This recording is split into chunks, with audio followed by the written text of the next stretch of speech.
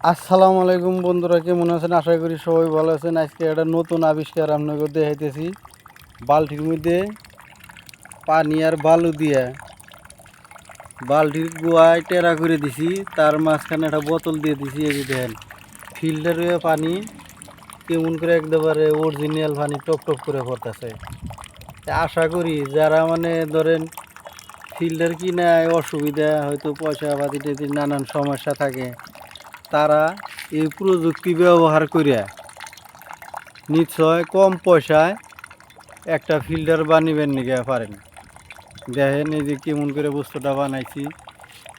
এই যে বালতির মধ্যে পানি দিছি, পানি দিয়া এই যে বালতির তলে টেরা করে দিছি। ওই যে অল্প বিন্দু মাত্র টেরা করে দিয়ে তার তলে একটা প্লাস্টিকের বোতল দিছি, জানি পানিটা ছড়িয়ে না যাবেন নিতে পারে।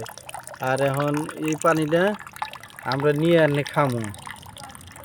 এই যে দেখেন, এই যে পানি পড়তেছে, এই যে কিরকম সুন্দর, একবারে টলটলা ফ্রেশ পানি, একদম ফ্রেশ পানি।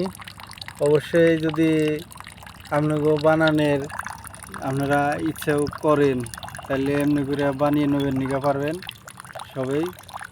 কম পয়সায় একদম অরিজিনাল পানি ফিল্টার হইতেছে আর কি। এই যে দেখেন,